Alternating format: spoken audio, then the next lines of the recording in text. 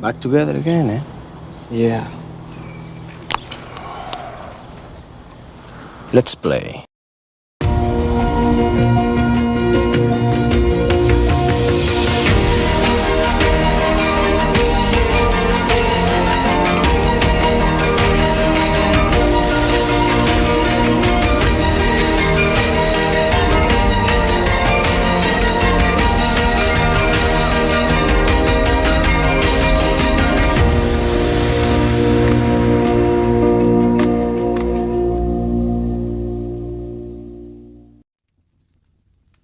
Hello, hello. Welcome to Downtime. And yes, I did catch that, and that was pretty funny. Are you ready to have more fun than anyone who's non-MAGA is allowed to have?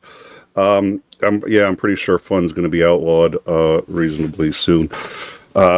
So thank you so much for joining us on Downtime. And with me tonight, as always, is Lance. Lance, how are you? I'm doing great.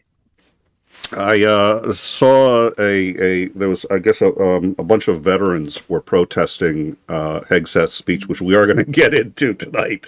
But in the protests included Navy SEALs that protested underwater. So they were actually underwater holding protest flags. And they're like, That's cool. yeah. If I get a minute, I may try to snag a thing on. It was also, I mean, all the late night shows are carrying some of the greatest stuff on it, and we are going to get into it. There's a couple of quick things that I wanted to get into before we get into the main headline stuff. The first is actually some really, hopefully, good news. We'll see. Mike Johnson has, well, I guess two things, because I also forgot. Let me,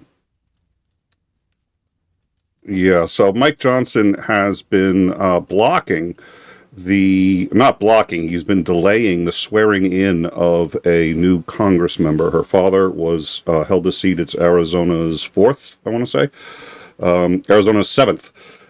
Congressional district, and her father held the seat. He passed away. She was elected in his place. She is a Democrat. She has said that as soon as she's sworn in, what she's going to do is sign the discharge petition. Now, what this does is normally the Speaker of the House determines what gets a vote and what doesn't, has complete control of the schedule. So if they say, we're not voting on something, you're not voting on it, unless there's a discharge petition. If they get enough votes for a discharge petition, Speaker of the House can't stop it and has to have a vote on it within 7 business days. So they are, what? Oh, sorry, I thought you were, so anyways, they have 117 votes. They need 118. There are no other Republicans who are willing to sign on, so she would make the 118th. She's a Democrat and has said that she will, in fact, sign the discharge petition as her very first act once sworn in. Ergo, Mike Johnson's been doing everything he can to delay her swearing in. He said, we will do it at the next gaveling of a session. Well, there was a session pro tem, which typically you don't swear people in, but you can. You can absolutely do it, and it's been done before, and he didn't. And he was asked why. I said, well, you know, as a pro tem, we don't do this. Said, what you said at the next gaveling. So they are now coming back into session on the 8th. We will see if he finds a way to delay it or not. If he does not find a way to delay it, on the 8th, we anticipate that she will be sworn in and she will sign the discharge petition. It will be presented to the Speaker of the House, and he will have 7 days to have a vote on whether or not the Epstein files should be released. Now, this would be the unredacted version. And the consensus, I don't know what you think, Commander, but the consensus is that people who don't want it released and who have people who don't want it released would still nonetheless, and who have opposed the discharge petition, might nonetheless actually vote for the release because they don't want to be seen as protecting pedophiles. So the vote I think has a shot at passing if the discharge goes through. Any thoughts on that? I think there's a reasonable chance that some of the Republicans might change their vote when it comes to voting on the actual release document. They're under a fair amount of pressure, is my understanding, from their constituencies, because, as you point out, it comes across as if you're trying to protect a pedophile. And pedophilia is one of those hot topics, particularly in the religious right, because they love to say everybody who's Democrat must be a pedophile. But this is going to point at some of their people, particularly one, and being willing to come out in the open and say you're blocking it kind of puts these people under the gun. And if it's in the House, they're going to be up for election, and that's, a surefire way to either get primaried or lose the election. Thank you, Titan PBS. Most Americans want the Epstein files released. Poll finds. I'm going to look at that poll in just a second. We're going to circle back to that. We're going to circle back to Johnson's view on Trump's mental health, because Johnson was caught on a hot mic. So we're going to get to Trump's health, but it's clear Mike Johnson is aware, just as aware as everybody else, that he's not fit to be president. So we'll get to that in a second. Before we do, the closure has resulted in some interesting websites. This is the HUD department saying that the radical left has shut down the government, and because of that, they will be restricting services, and because they're so star-spangled awesome, they're going to force people to work without pay, and let's see, it's a TSA, a number of I don't know how much of HUD is shut down. I know TSA has to keep working without pay. Congress has to keep working. I think they actually get paid, though. And then yes, they do. They do. Okay, you looked that one up. So, and then this is air traffic controllers. This would be, in my opinion, the greatest time ever for the air traffic controllers to just say, well, look at this large middle finger I'm bestowing upon you. Yeah. Because it would shut down air travel across the country. Yeah. And that's a whole nother, they don't even have enough training facilities to make, Trump's assessment of how to fix. Well, the first thing they do is they try to force military air traffic controllers to take over those slots. Mm-hmm. But that in turn means now the military doesn't have people to run air traffic control, military airfields, impacting, readiness and training and everything else. Well, Trump has made it clear he wants to deploy the military locally anyway, so maybe just we are becoming so ultra-nationalist, it's really starting to get scary. This was the other one, this is the VA, which is it, and we're going to circle back to this too, but how the government shutdown impacts the VA. As you may be aware, funding for some government agencies, including portions of the Department of Veteran Affairs, expired this morning. President Trump opposes a lapse in appropriations, and on September 19th, the House of Representatives passed, with the Trump administration support, a clean continuing resolution to fund the government through November 21st. Unfortunately, Democrats are blocking this continuing resolution in the U.S. Senate due to unrelated policy. That's a government website, and it's the VA website. One of the complaints that I heard about Trump, because Hegseth wasn't the only one to speak. Trump spoke for a very long time, much longer than Hegseth, and a lot of people said that it sounded like a campaign speech. And one of the complaints is you're not supposed to be campaigning to the U.S. military. They are apolitical, and it's inappropriate Yep, but the rules don't apply to people who are orange. Oh, okay. I didn't. There's a small codicil, on the back page of the Constitution that says that. Well, I will get Nicolas Cage, and we will check and see on the back page where it says if you're orange, you get to make up the rules as you go along. Make up the rules as you go. Yeah, exactly. So, you had pointed out that what I'm going to do is I'm going to bring up a little screen here so we can take a look.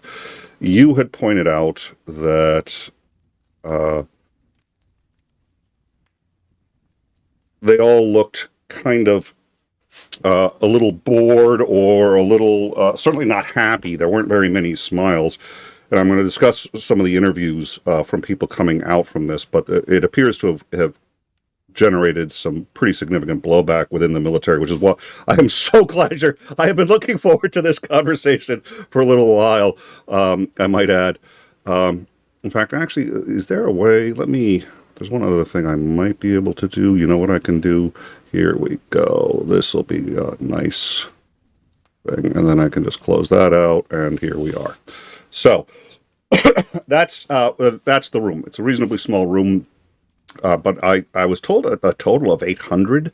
That's yep. Okay. This is them during the speaking. Look at all those bright, shiny, smiling faces. Nobody seems to like what they're hearing. I just imagine.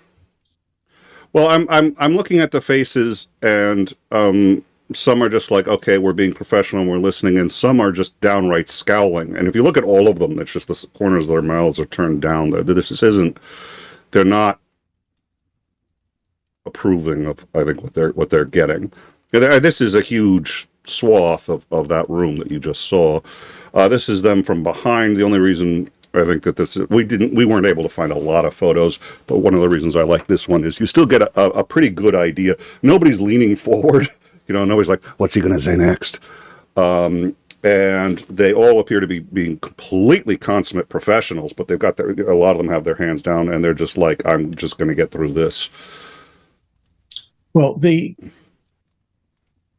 comment I heard allegedly made by one of the staffers for either Hegseth or Trump was that they had gone out there expecting there to be thunderous applause and everybody happy to, be being addressed by this pair of brilliant people. And instead they were met with absolute stony silence. There was a moment Hegseth looks in the camera, and we have it, and you can tell he thought he was going to get a standing ovation. Oh yeah. And nothing. And he's just like, fuck around and find out. And he didn't actually, he used the FAFO and not dead silent. That's actually unfair. And by the way, this is true. There are several different audios of this, and I'm going to apologize beforehand because every audio that I've been able to try to get has a very loud scratching sound in the background that can be hard to remove, and we've been unable to remove it. So it's not going to sound great. It hurts my ears. The other thing is, I did hear Hegseth do that from several different audio mics, and there was one where like two people were like, yeah. So you can actually get a version where there's somebody in the room seemed to approve of that comment. I don't know where they were. I don't know where that mic was, but you can tell it's a different angle. It's a different, but for most of the audios that I've seen, there isn't any reaction. But I wanted to point out, you may find an audio, and Fox News is going to play the audio with and they're going to boost the version of the people laughing. Now, this is a good example because there's got to be some people who are in the military, and we've talked about the problem of white nationalism in the military before.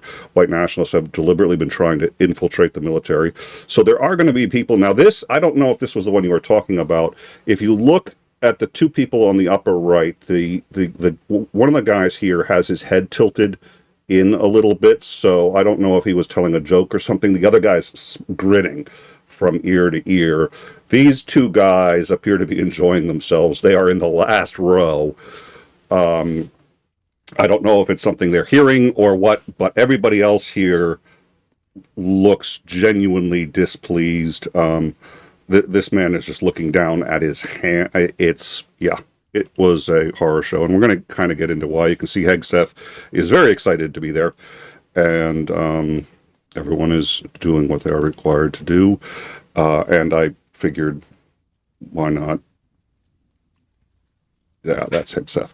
I think the best comment I've heard about the whole thing is two men wearing more makeup than their wives lecturing 800 military officers on how to be manly. Oh, yeah, that was it. So before we get into the meat of the matter, all of what we've kind of been discussing is going to dovetail and coalesce. The first thing we're going to talk about is Trump's health. He was rambling during this time. We're going to play some of that rambling. He was having a very hard time saying or talking about anything. We're going to talk about that. We're going to show some of what Hegseth said. Both of them said some things that I found very concerning. I'm very interested in hearing Lance's point of view. So to quickly just have a little fun at Trump's expense, just because I thought it was absolutely hilarious. Well, hilarious and scary. First, we're going to play audio. This is a hot mic incident that was captured where, let's see.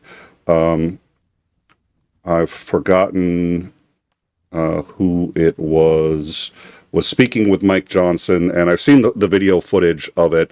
She was upset because she had seen the speech and she thought Trump was absolutely incapable of holding office, and Johnson knew it too. You'll hear Johnson's voice loud and clear in this, so let's go for it. The president is unhinged. He is unwell. What are you doing? A lot of folks on your side are too. I don't control. Oh my God, please. That performance in front of the generals, I didn't see it. is so dangerous. You know I serve on foreign affairs and appropriations. This is a collision of those two things. Our allies are looking elsewhere. Our enemies are laughing. I just left you the have a speaker's president side. who is, you have a president who is unwell. All right, so and it looks like that audio is back on. Let me turn I'll turn the fire off. She said he's unwell, he's unhinged, and Johnson's reply wasn't "you're wrong," it's "you have unhinged people on your side as well," which strongly suggests to me that Johnson's got a very clear idea. Yeah. Yeah, effectively, he's not denying that the statement is correct. Yeah. And he's trying to lessen the impact. We do have I think we've got the video on the Discord, so come join us on the Discord if you want. But you can see he's nervous as hell. He's trying to cover the fact that she's got him and she's right, and she's just pointing out the president is unhinged and he's. So he says he didn't see the thing. I highly doubt. The first presidential address to all flag officers of every branch of the military in history, and Johnson didn't watch it. The fact that he can say with a straight face he didn't watch it tells. I want to correct you on one thing. Please. It's not military officers. It's uniformed services, because the Coast Guard were there too, and the Coast Guard is not military.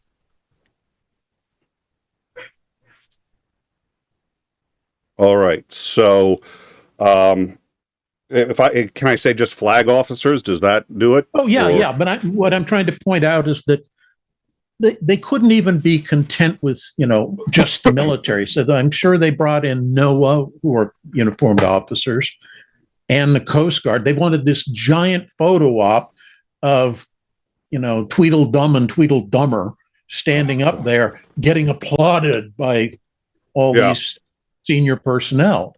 And instead they got stone-faced silence and people wondering, what the hell is going on here? And it's cringy. So we'll get into some of the cringe in a second. This is, for me, actually one of the cringiest moments, and I think this is what Trump is not well. Anyways, this is Trump on his ability to walk and climb stairs. Let's hear what he has to say about that. We have great peace through strength. America is respected again as a country. We were not respected with Biden. They looked at him falling downstairs every day. Every day the guy's falling downstairs. He said, it's not our president. We can't have it. I'm very careful, when I walk downstairs, like I'm on stairs, like these stairs, I walk very slowly. Nobody has to set a record. Just try not to fall, because it doesn't work out well. A few of our presidents have fallen, and it became a part of their legacy. We don't want that. You walk nice and easy. You don't have to set any record. Be cool. Be cool when you walk down, but don't bop down the stairs. So one thing with Obama, I had zero respect for him as a president, but he would bop down those stairs. I've never said, da-da-da-da-da-da, bop, bop, bop. He'd go down the stairs, wouldn't hold on. I said, it's great. I don't want to do it. I guess I could do it, but eventually bad things are going to happen, and it only takes once. But he did a lousy job as president. All right. So once again, you've got him failing to deny what the actual issue is. The point that he was trying to make was that Biden was old, feeble, and incompetent, and that's why he fell downstairs. Trump has a solution to that. It's not that he's stronger. It's not that he's smarter. It's not that he's not incompetent. It's that he goes slower. So he tackles the stairs slowly so that he doesn't fall. And yet he's been captured on film falling numerous times. Yeah, and this is what he's telling. But by his own admission, he's doing it slowly and carefully. Well, and this is what he's telling. This was that meeting. So we are now in the meeting. This was that meeting. He's talking about the stairs. And again, he's throwing previous commanders-in-chief under the bus. Except he gave Obama this compliment about and it is funny because they've got it on with Stephen Colbert. Stephen Colbert finds the footage, and you can see Obama doing that going down the stairs. He's dancing down the stairs. That's actually exactly how Obama did it. But it's weird that that's the compliment, and that's. So what we're going to do is we're going to start with Hegseth, because he's the one who started. We now have sort of at least a handle on, and you're going to see more of Trump. He's going to be slurring his speech. He's going to be having a hard time staying focused. But since and again, it was right after that. I'm going to play this again, actually, just because it's worth playing. Right after that, Speaker Johnson got confronted about the president's health. This was, let me play this. This was that. The president is unhinged. He is unwell. What are you doing? A lot of folks on your side are too. I don't control. Oh my God, please. That performance in front of the generals, I didn't see it. Is so dangerous. You know I serve on foreign affairs and appropriations. Yes. This is a collision of those two things. Our allies are looking elsewhere. Our enemies are laughing. I just left you the have a speaker's president side. you have a president who is unwell. So yeah. So now let's go to his new Secretary of War. This is about a 4-minute clip. This is basically the highlights of what he said, and we're going to talk about some of the impacts and ramifications of it. Please take your seats. It's tiring to look out at combat formations, or really any formation, and see fat troops. Likewise, it's completely unacceptable to see fat generals and admirals in the halls of the Pentagon and leading commands around the country and the world. It's a bad look. It is bad, and it's not who we are. So whether you're an airborne ranger or a chairborne ranger, a brand new private or a 4-star general, you need to meet the height and weight standards and pass your PT test. And that's why today, at my direction, the era of unprofessional appearance is over. No more beardos. The era of rampant and ridiculous shaving profiles is done. Simply put, if you do not meet the male-level physical standards for combat positions, cannot pass a PT test, or don't want to shave and look professional, it's time for a new position or a new profession. But when it I want to pause because we don't have this clip. And if you feel like you have to say something, interrupt anyway. We need to kind of interrupt it every minute or two, otherwise Sure. we get tagged. Let Please. Let me touch on one thing you said there. You want to pause it before you lose too much here. He's talking about beards. Predominantly, the shaving exemption slips that are issued by medical, so people don't have to shave, are primarily issued to African Americans, because when they shave, there's a tendency for the hairs to get ingrown. So this is a ruling that's specifically targeting an ethnic group. Oh. And because he's, as much as we like to make fun of him as a Fox News host, he was in the military, so he would know that. I would assume. Damn well he would. Okay. Because we're going to get into also some other targeting of particular minorities, but he also said something else that we don't, I think, have. I wanted to get, we don't have it, was him saying, on top of what he just said here, which is that we're going to get into where he talks about they're getting rid of woke culture, but he was like, basically, if you've got a problem with that, if you've got a problem with us, we're not concerned with people's feelings anymore, we're just going to go out and do our jobs and do this and that, then, you need to think about quitting. You need to think about doing the honorable thing and resigning. So they're clearly trying to do an ideological purge. Oh, yeah. Yeah. So fat generals, are there a lot of fat generals in the Pentagon? He makes it sound like there's waddling. It shows just how idiotic this thing is because all personnel, whether they're 4-star general or, an E1 private, all of them have to take a physical fitness test and meet certain body fat restrictions. And you get basically one, I won't call it a waiver, but if you fail it one time, if you don't succeed the next time, you're out. Ooh. And they administer the PT and the weight things every 6 months. Okay, so this is just nonsense then, unless he's planning on having, he makes it sound like he's planning on having one, like everybody has to be combat ready at all times, including that's probably what he's thinking he's doing, but I think he's using veiled statements here. They're going to go to one standard, he said. In effect, that's saying we're going to eliminate the gender differences on the tests. So men and women will have to perform to the same level. Which means he's looking at trying to purge women out of the service as well. Is there a good reason to do that? Considering that women currently make up about 18.5% of the armed forces, we're already having trouble hitting recruiting goals.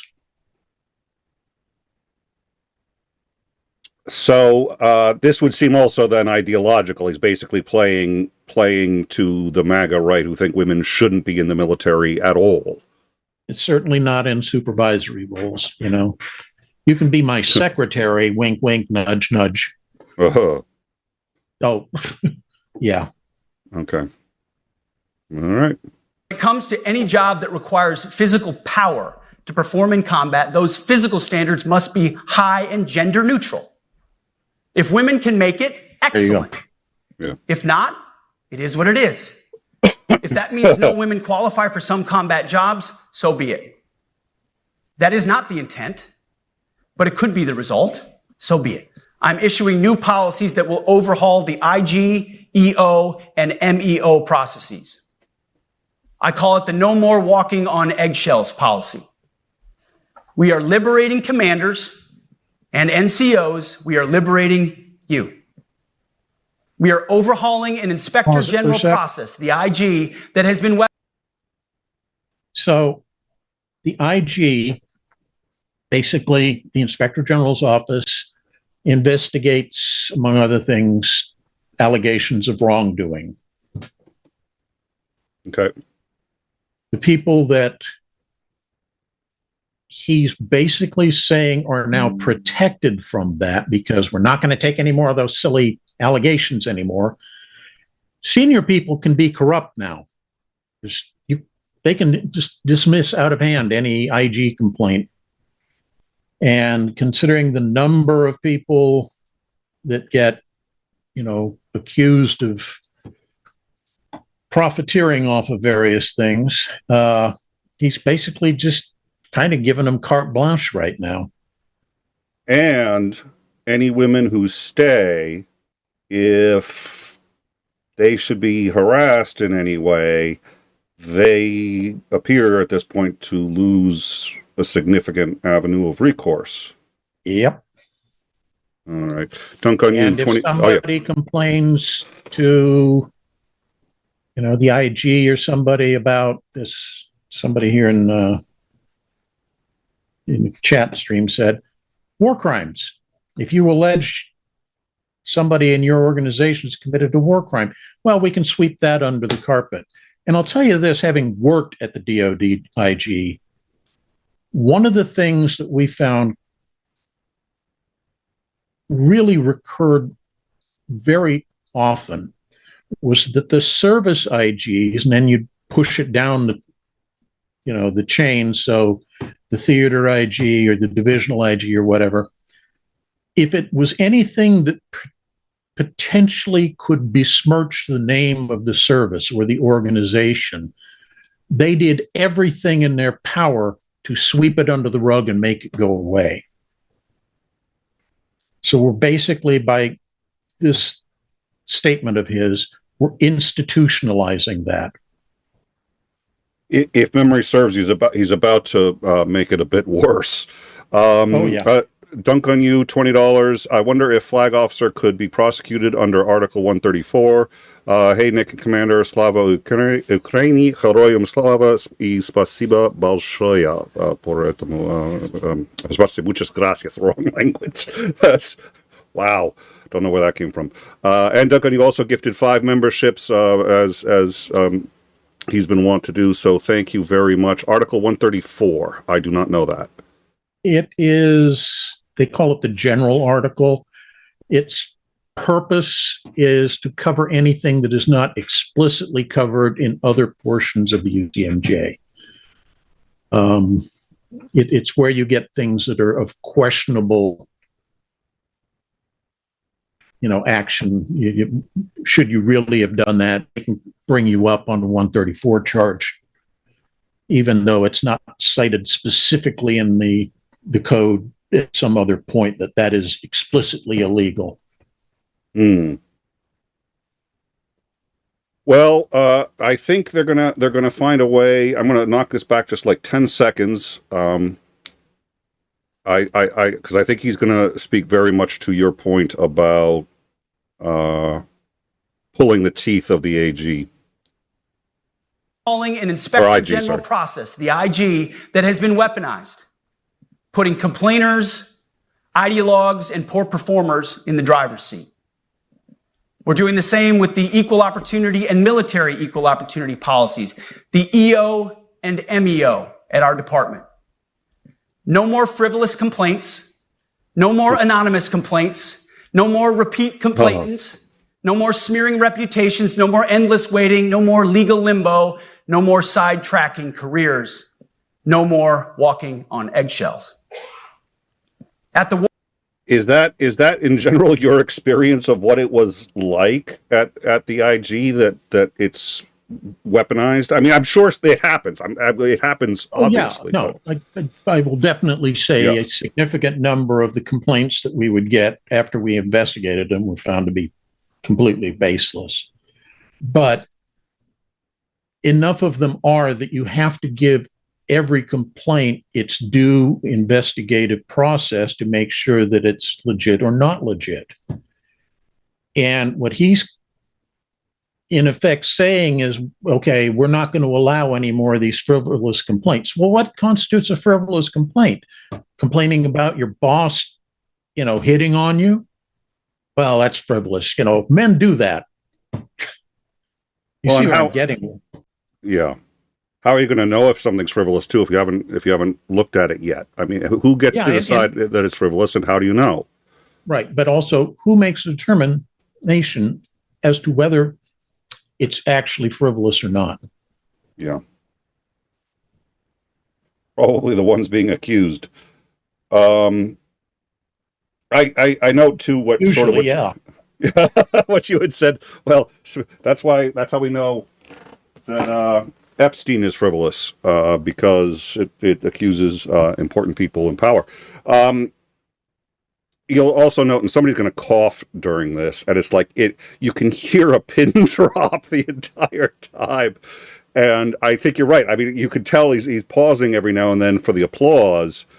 And what he's realizing is they came because they were ordered to, and they came to receive instructions, and he's campaigning. He is like, isn't this great? Aren't you guys going to love this? And nobody's saying or doing anything. Yeah, well, one of the things that has been speculated is that he's putting himself forward as a potential candidate in 24, or excuse me, in 28. Interesting. So he's doing that posturing and look at my dick. Is it not bigger than everybody else's? I, sir, can climb stairs faster than the last president. That's right. That's right. Exactly. Climbing and measure efficiency. And the dick thing. They're both important. Yeah. I mean, yeah. Somebody put this in the chat. This is it. Tailhook just got a green light again. Bingo. Yes, it did. Bingo. Exactly. I mean, imagine getting Tailhook investigated was hard enough as it was. Now, there's still a percentage of Tailhook that got swept under the rug. But it. Oh yeah. Yeah. I mean, it was the first time there was any accountability. I'm the only reason the Air Force didn't get its Tailhook. Oh, really? Oh, now you're going to have to tell the story. I'm not going to do it here. It's a long story and complicated, but all right. Well, I'll have to bring it up next time, or make sure that because it's a downtime. We got to hear a story. If we weren't covering this, would be on it like a hippo. All right. So, let's listen to some more of. I mean, this is just it's difficult. It's difficult for me, so I can only imagine you. So comedy gold. War Department promotions across the Joint Force will be based on one thing: merit. Colorblind, gender neutral, merit based. The entire promotion process, including evaluations of warfighting capabilities, is being thoroughly re-examined. We've already done a lot in this area, but more changes are coming soon. I have fired a number of senior officers since taking over. The previous chairman, other members of the Joint Chiefs, combatant commanders, and other commanders. The rationale for me has been straightforward. It's nearly impossible to change a culture with the same people who helped create or even benefited from that culture, even if that culture was created by a previous president and previous secretary. My approach has been simple. When in doubt, assess the situation, follow your gut, and if it's the best for the military, make a change.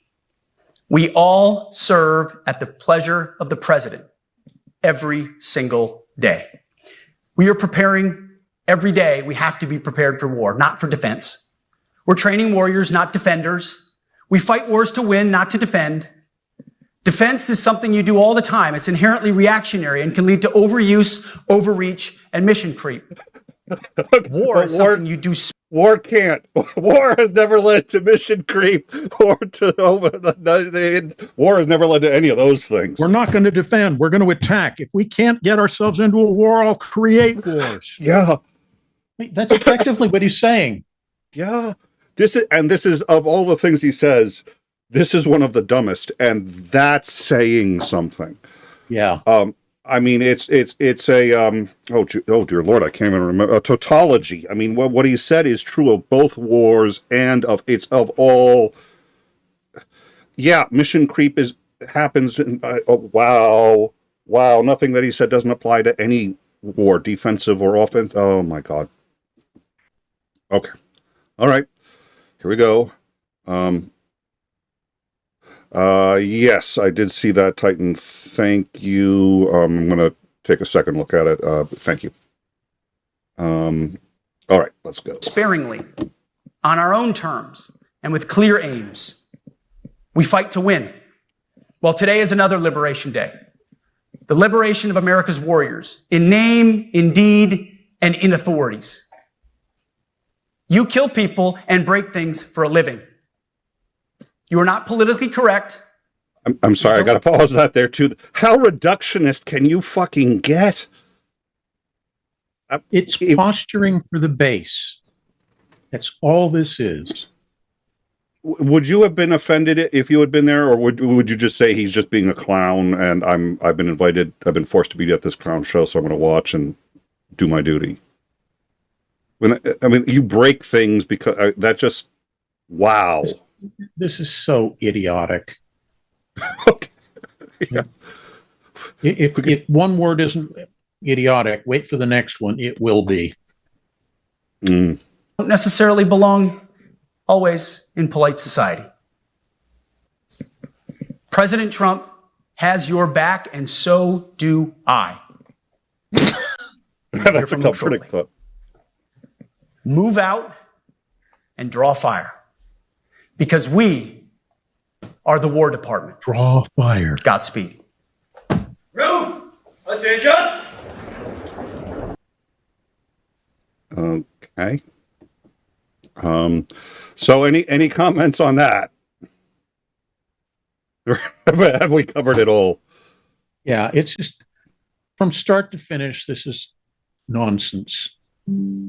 It's taking everything that we learned arguably from World War I forward and throwing it in the dustbin and going back to the Civil War when political appointee generals were the best thing. The next one's only 3 minutes. Before we do that, yeah, so Titan had sent me this, and I was a little dismissive at first because I thought it was an old story that happened 2 days ago. It's not. It's a new story that happened just now. So a couple of days ago, he said that he upgraded the status of the cartels. I forget what it was. He said that they were combatants, yada, yada, yada. And I think we had covered it. And was trying to find more justification for the people that he seems to glorify in having murdered. The family of one of them appears to have been found. The first one right now, nobody's still confirmed what it was, but it appears there is some evidence that it was a fishing boat. And one of the fishermen has been identified, and he was a career fisherman, had a family, and they were all just murdered. At any rate, as of just let's see, what would this be? 3 or 4 hours ago, Trump appears to have declared drug cartels to be unlawful combatants that the U.S. is now in armed conflict with, which would suggest to me that he is declaring war. The president determined that the United States is in a non-international armed conflict with these designated terrorists, which suggests to me that he is trying to, if it's non-international, then it's in the U.S. This goes back to something we talked about previously. Yes, sir. It's that AUMF was never repealed Yes. from 9/11, Yes. which basically says the president can commit forces anywhere globally without getting congressional approval, as long as he can say that it's a terrorist organization. So what we've just done is decided, well, any criminal organization, even if it's people pirating DVDs, they need to be taken out because they're terrorists. Yeah, that's I think that looks to me to be the crux of it, that the U.S. has now reached a critical point where we must use force in self-defense and defense of others against attacks by these designated terrorist organizations. But again, this is going to be inside the U.S., and we're going to get to that because he mentions that gets mentioned in this speech a significant number of times. And something to note is that even though a significant number of states have decriminalized marijuana, dear Lord, it's still technically a prescribed drug or proscribed drug under U.S. government rulings. Anybody dealing pot anywhere is now effectively, by this declaration, they are now a terrorist. Which is essentially what Nixon did with the hippies. Yep. So if he can find a way to get specifically people on the left, which is what he's doing on the cities, we're going to get into that. There have been 3 attempts to repeal the authorization for the Iraq War. The most recent one was just 2 months ago, and it was a Republican. I've forgotten his name. I think he's the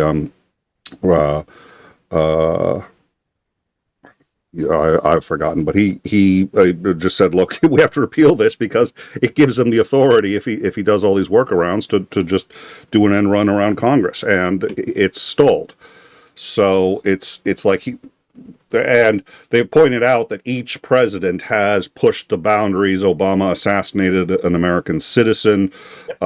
He was an enemy combatant, but, and there's, he was an American citizen too.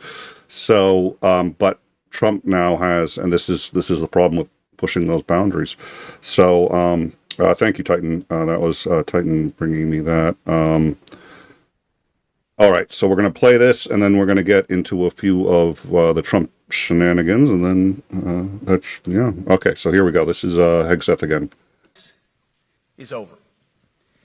You see, the motto of my first platoon was, "Those who long for peace must prepare for war." This is, of course, not a new idea. This crowd knows that.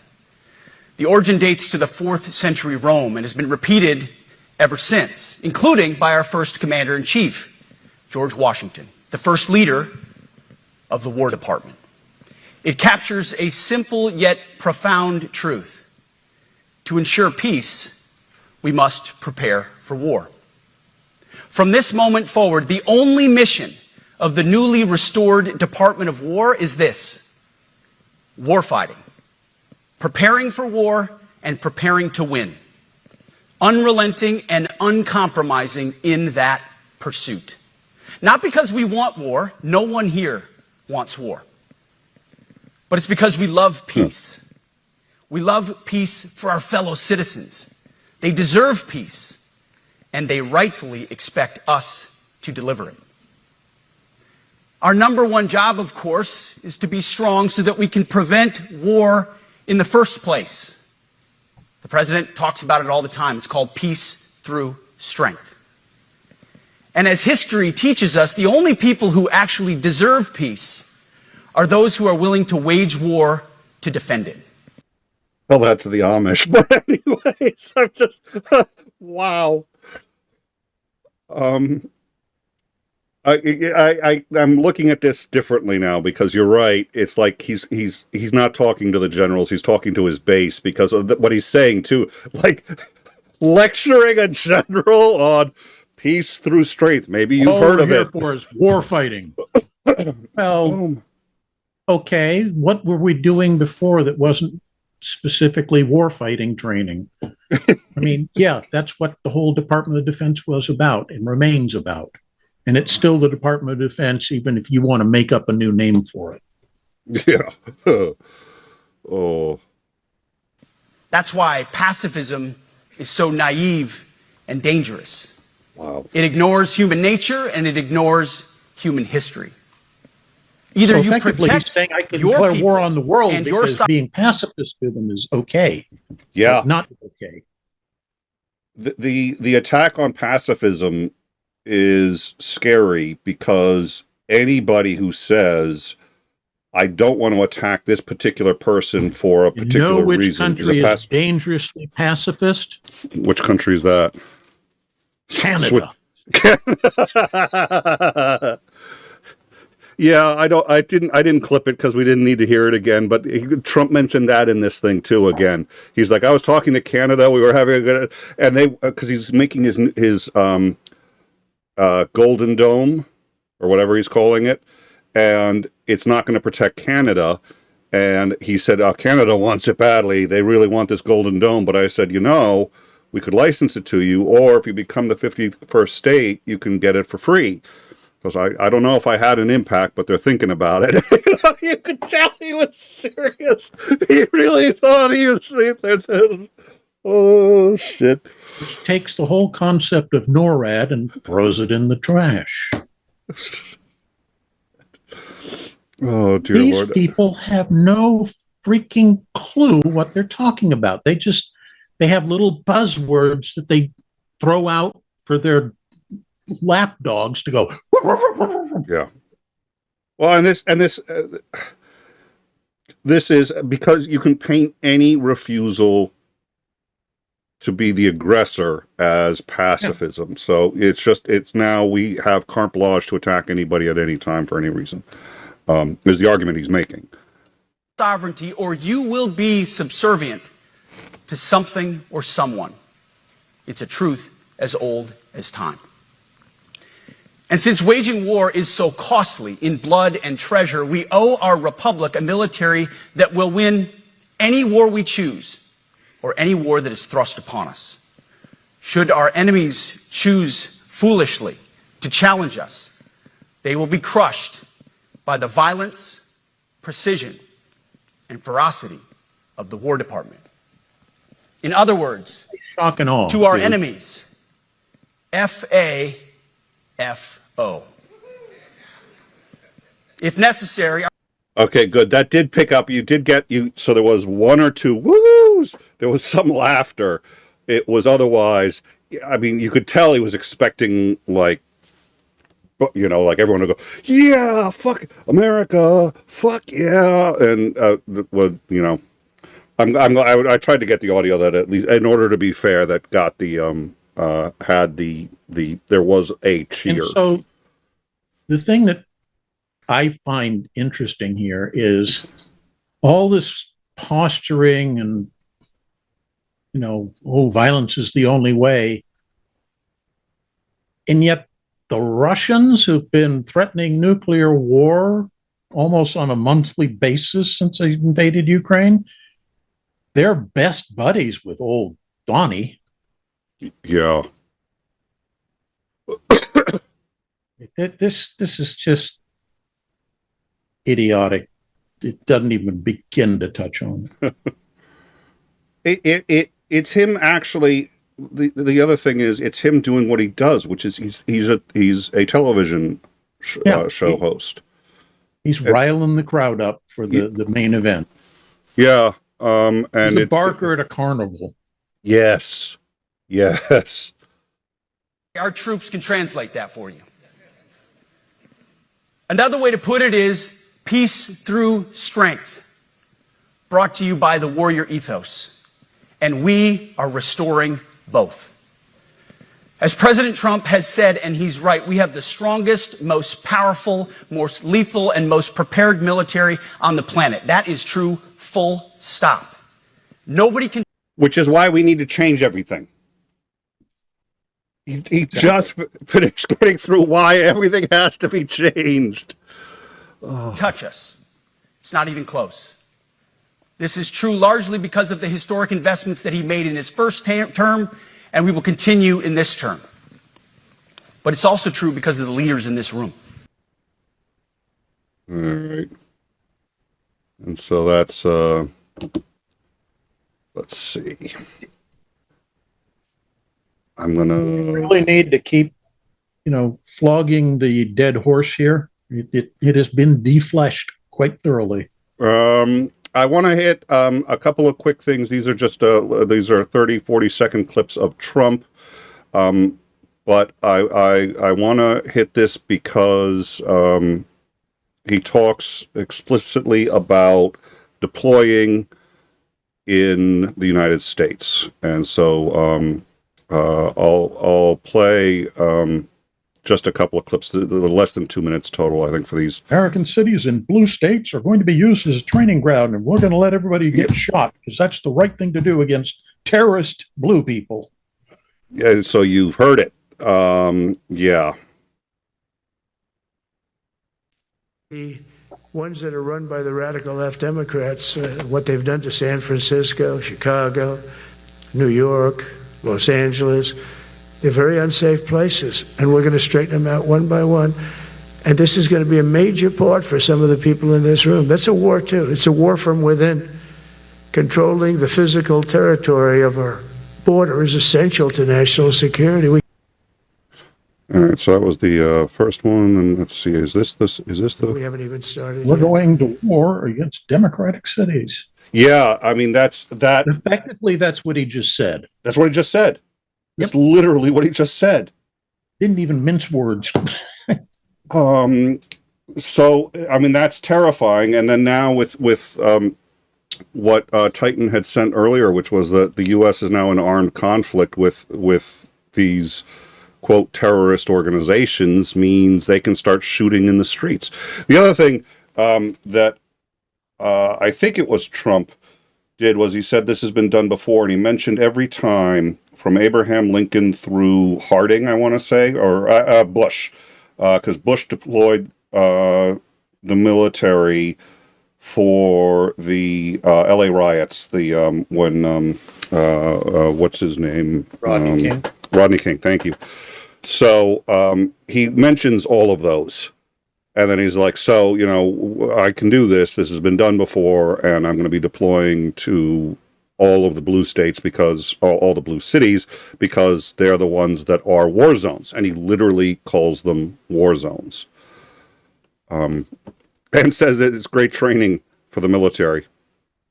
Yeah. Last month, I signed an executive order to provide training for quick reaction force that can help quell civil disturbances. And this is going to be a big thing for the people in this room, because it's the enemy from within, and we have to handle it before it gets out of control. So he's turning the DOD into the FSB. Yeah. Yeah. And I mean, no bones. I mean, here it is, a quick reaction force. It's going to affect you guys, and it's the enemy within. I've heard that before. This was staggering. Guy with a little mustache. Yeah, that was it. That was it. Okay. Yeah. Well, that's only on the History Channel, so it doesn't really count. Oh, yeah, it doesn't. Yeah, they also have aliens on the History Channel, which I still have not yet figured out how or why that works. But if they have aliens, obviously, you can't take it seriously. Once you get involved at all, they all joke. They say, "Oh, this is not good." Very important. Posse Comitatus? What's that? Never heard of it. Yeah. Yeah. Does any of this actually get around posse comitatus, or is he just ignoring that? He's ignoring it. Okay. Because, I mean, I wasn't sure if there was like an exemption for, I mean, I think the argument is that it's the Iraqi, the Iraq war authorization where that actually gave, it's not just against Iraq, but it's against any terrorist organization that's attempting to, if you have actionable intelligence, you can commit forces, and that's, he's basically just saying now that it's an arm, and that was, so today, he announced they are in an armed conflict with a non-international armed conflict with these organizations, meaning it's a conflict here in the U.S. that's going to be fought by. Yep. All right. So I'm going to play two more clips, and then we're done here. We should use some of these dangerous cities as training grounds for our military, National Guard, but military. Because we're going into Chicago very soon. That's a big city with an incompetent governor, stupid governor, stupid. They threw him out of his family business. He was so stupid. I know the family. He becomes governor. He's got money. Not money that he made, but he ran for governor, he won, and now he criticizes us all the time. And last week they had 11 people murdered, 44 people shot. The week before that they had 5 people murdered, 28 people shot. Every weekend they lose 5, 6. If they lose 5, they're considering it a great week. They shouldn't lose any. I think this is the last one here. But these service members are following in a great and storied military tradition, from protecting frontier communities to chasing outlaws and bandits in the Wild West. And our history is filled with military heroes who took on all enemies, foreign and domestic. You know that phrase very well. No, they never heard of it. Both says foreign and domestic. Well, we also have domestic. I'm George looking at a Washington, big domestic Abraham enemy Lincoln, right Grover now. Cleveland, George Bush, and others all use the armed forces to keep domestic order and peace. Many of our leaders used the military to keep peace. Now they like to say, oh, you're not allowed to use the military. And you know what the people say? The people in those cities where they're being raped and shot and beat up, you know what they say? We love the military. You ever see where they interview the people on the street? I've never seen somebody say they don't, unless they're radical and paid off, because a lot of these insurrectionists are paid by, whether it's Soros or other people. And there you go. So, that was what he said to the leaders of the military and the non-military. Hold on a sec. No, I'm not going to find that there. So it really is setting up, I think, what you had said earlier, which is that he's setting up for deploying his own. ICE is essentially being used as his own police force as it is anyway. But They are to be aggressively recruiting right now. yeah, and the recruiting. What is it? Tulsi Gabbard, I think, they only suspended the guy. I don't think they actually fired him. The one who shoved that woman, they were taking her husband. He shoved the woman. She hit a wall hard, fell down, and then he stomped on her as she was down on the ground. And somebody had pointed out that, well, the only mistake he really made was doing that in front of a camera. Yeah. Yeah. So. Let me get some super chats, and then let's see. K&K, $5. Generals gathered in their masses to listen to two asses. Ozzy Osbourne. 512 from the Sinister Porpoise. The brass should have turned around and staged an intervention. Hegseth is a moron. Amen. Absolutely. Also from Sinister Porpoise, 256. Would love to visit Trump's reality. I wouldn't. Trump's bringing enough of his reality into mine. I'd just as soon keep the two separate. But So he basically said, we're going to invade, and he's used the word invade more than once, liberal cities, the blue cities, because they're the ones who are running it into the ground, which ostensibly just means that his base doesn't like liberals. So they're going in because they're liberal, not because of the numbers. The cities that he mentioned are, in most cases, above the nationwide average, below the nationwide average for crime. So we can't say that because that makes the red states with the big problem cities that they have look bad, and that doesn't fit the messaging.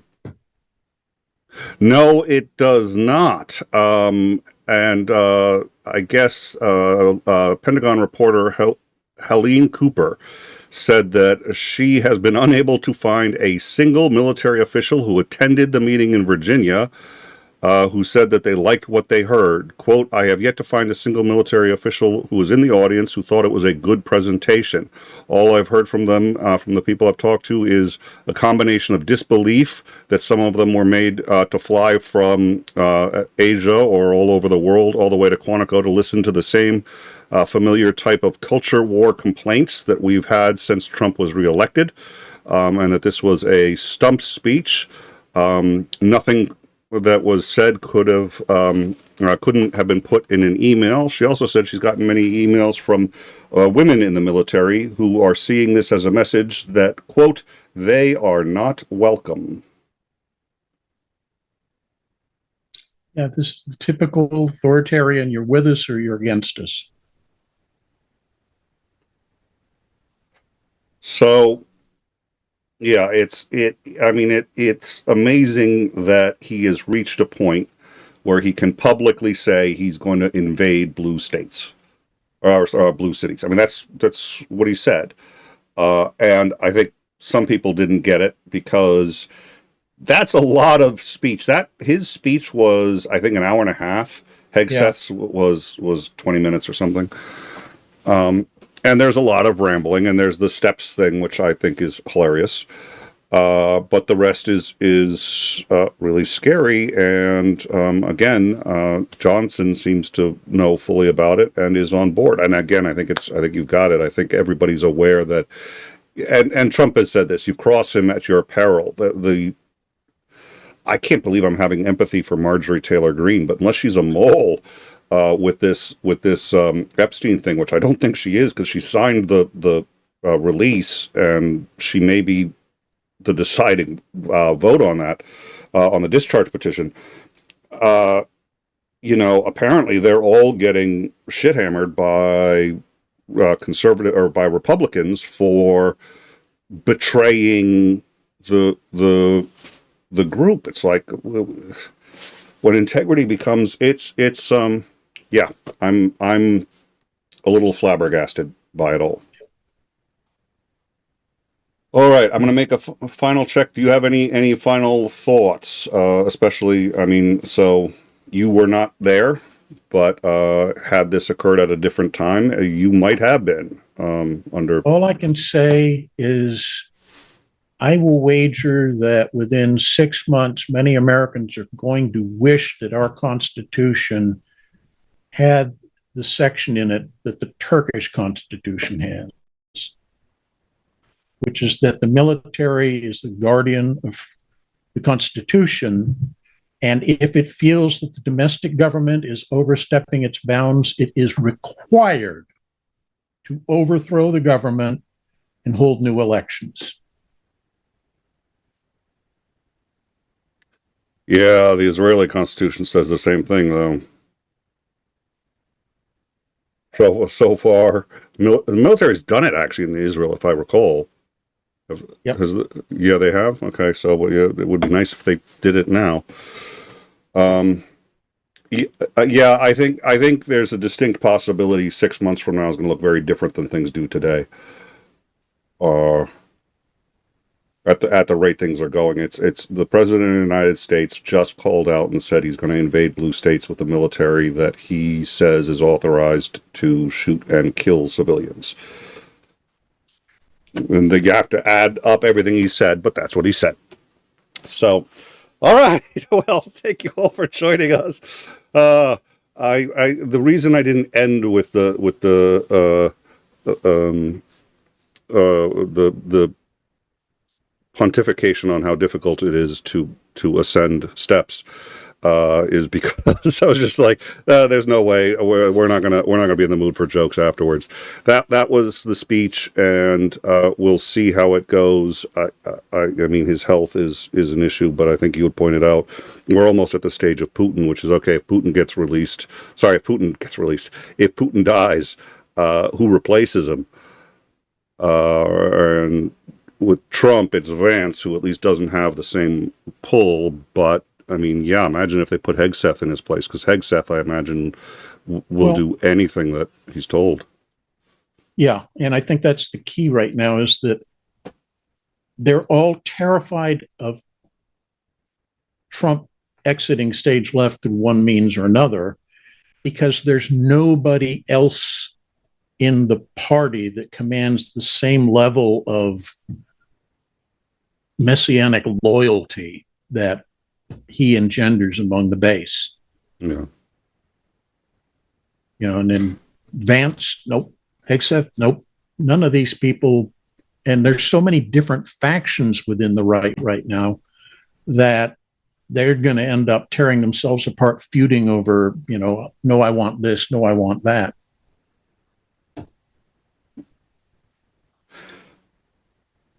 What do you think? I like the word messianic, because I was trying to construct what your sentence was going to be as you were talking, and I was just like, what were you going to say? Messianic. I like it. What engenders that messianic? Because it really is, and there are people who do think he's Jesus, but we'll ignore those for a minute and just take the ones that really, yeah.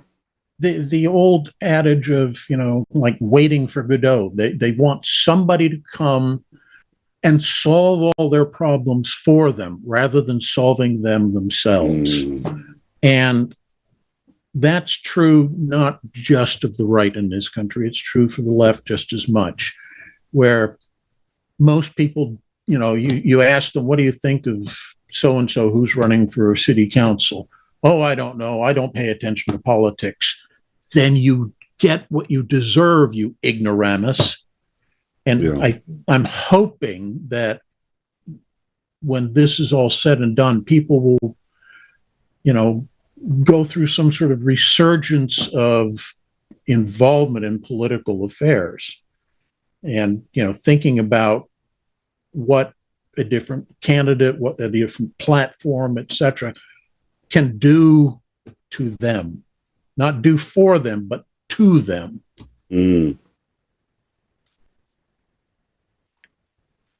All right. Yeah, I hope, and or a resurgence of skepticism. I yearn for the days where they're like, oh, all politicians lie. Does that include Trump? No, it doesn't. He's not a politician. He's a religious figure. Which is basically worse, actually, in many. I mean, if you take a look at some of the shenanigans of the Catholic Church. All right. Well, thank you all for joining us. We will have our next scheduled show. Now, it's scheduled. It's tentative. A lot's going on. So if there's breaking news, we will go out with it as usual. But our next scheduled show is Tuesday, not downtime, in time. With Xandering. We've missed a couple, so I'm looking forward to that. And we're going to keep up with the tomorrow's Friday. It's the Take Out the Trash Day in the news, so we'll see if anything new happens or if there's new deployments. The government remains shut down, and we are expecting thousands of layoffs to come as a result, and we'll see how that's. I mean, the other thing is, there's been a. I don't want to say a wager, but a thinking that when Social Security starts to get affected, that's when his base is going to erode, and it hasn't happened yet, so his base is still locked. What were you going to say? I was going to say that what was it, Musk's organization called? Doge. Doge, thank you. DOJ tried to fire all sorts of people from federal employment. And what a lot of folks are unaware of is many of those terminations were overturned in the courts. Not all, but enough that we still have something resembling a government or a bureaucracy. I think that the GOP, or at least the people behind them, are hoping to use this no budget as a way to fire those people legitimately by saying, hey, there isn't money to pay them, so we've got to fire them. And, you know, you're purging the government of anybody who disagrees with Trump. Doge 2.0 in essence. The second. Trump did say that in a moment. He doesn't normally. He said, you know, I almost think that the Democrats like me because they just handed me the perfect gift. I can, you know, fire anybody I want to. I think he said that yesterday. So, Papa Dutch, $12. What we have is, or sorry, member 12 months. Thank you so much for your membership. A year. Congratulations. Thank you, sir. Follower, what we have here is the Peter Principle in action. No, I'm going to disagree with you on that. And the only reason is I think these men have somehow exceeded the level of their incompetence. Trump should have. Yeah. They're at their level of income. I mean, this guy, Hegseth, should be a Fox News host. That's his level of incompetence. That's where he does like just.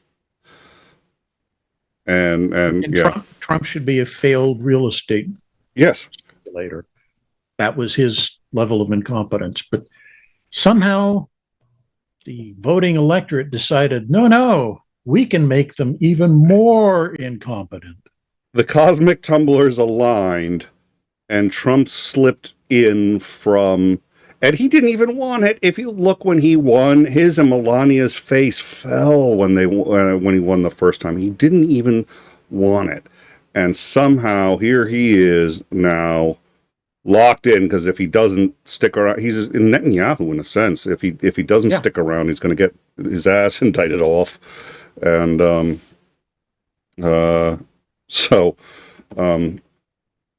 thank you, Titan. I will take care of that.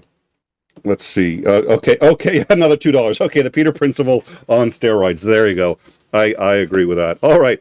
Well, thank you all so much for joining us. We look forward to seeing. We'll probably see you tomorrow, I'm sure. We are going to send you off to Mercado Gaming. He's doing DayZ, and I was watching a piece of this. He's going to be doing it with Renegade Chungus. I saw them acquire a helicopter. They're in the helicopter. They're flying, and Chungus goes, "Oh, by the way, do you know how to land?" And he's like, "Well, no, that's a lot harder than actually just flying the thing." yeah, exactly. And I'm sitting there going, questions you ask before getting in the helicopter. I'm just like, just FYI. So taking off is easy. Well, the landing part, I guess, I mean, if you just keep going, you run out of fuel. The landing part takes care of itself. It'll take care of itself. Yeah, true. So what we're going to do, we're going to send you all to, let's see, where is this here? Why did it's Mercado? Hold on a second. I think that. Oh yes, yeah, there he is. Okay, so we're going to send you over to Merc's stream. Say hi to him for me, and make fun of Chungus for crashing that. And then the helicopter's flying around. Somebody shot it. It's smoking. He's out, but he's watching. He's the guy. Am I okay? Am I okay? And then the helicopter's smoking. Then the helicopter actually goes upside down. He goes, "You're fine. You're fine. You're doing great." And it's just like, oh dear Lord. I kind of wanted to do. My daughter wanted to do a gaming stream with me. I was like, well, we can't because it's not on brand. We'd have to have a time thing. She goes, no, that's fine. We'll call it playtime. I was just like, that's good. So we may still launch playtime, but until then, go to Mercado. You're going to have a good time. Thank you all for joining us, Lance. Thank you very much. It was really interesting to get your input on this. I've been waiting for that for a while. So thank you, and we will talk to you soon.